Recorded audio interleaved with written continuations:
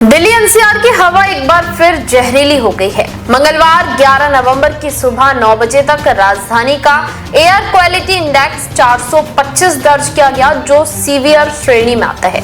सिर्फ 24 घंटे पहले सोमवार को यह स्तर 362 था, यानी एक दिन में ही हवा इतनी खराब हो गई कि लोगों के लिए सांस लेना भी दूभर हो गया है।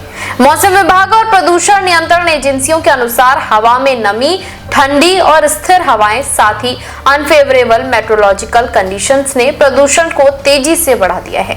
इन परिस्थितियों में हवा का रुक जाना और धूल पार्टिकल्स का ऊपर नहीं उठ पाना स्मॉग की मोटी परत बनने का कारण बन रहा है।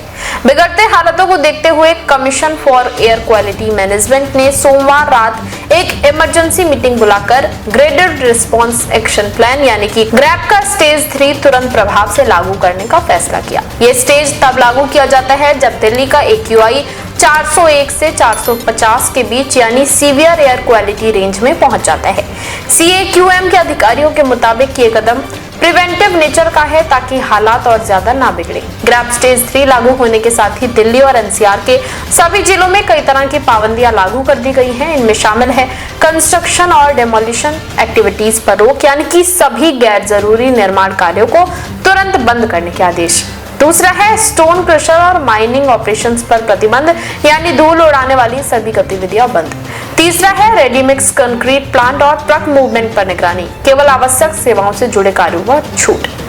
चौथा है डीजल जनरेटर पर बैन, यानी कि आपातकालीन सेवाओं को छोड़कर सभी DG सेट बंद रहेंगे। पांचवा है सड़कों पर पानी का छिड़काव और धूल नियंत्रण, यानी कि नगर निगम और एजेंसियों को हॉटस्पॉट्स पर विशेष निगरानी के निर्देश।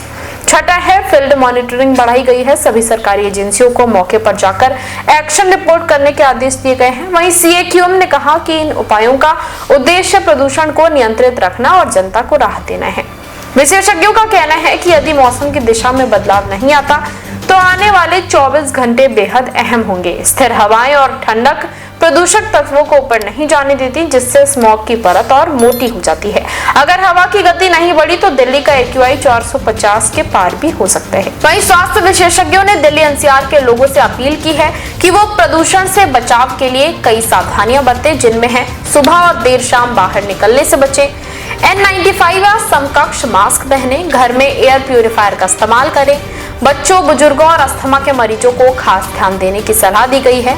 हर सर्दी की तरह इस बार भी दिल्ली स्मॉग की मोटी चादर में लिपट चुकी है। साल दर साल दोहराया जाने वाला ये संकट अब दिल्ली वासियों की सेहत और जीवन पर गंभीर प्रभाव डाल रहा है। प्रशासन के तमाम प्रयासों के बावजूद विशेषज्ञों का मानना है कि जब तक दीर्घकालिक नीति और कठोर पालन नहीं किया जाएगा, तब तक हर साल नवंबर में दिल्ली कदम घुटता रहेगा। देश विदेश की तमाम बड़ी खबरों के लिए देखते रहें किनी टाइम्स। वीडियो को लाइक करें, चैनल को सब्सक्राइब करना ना भूलें।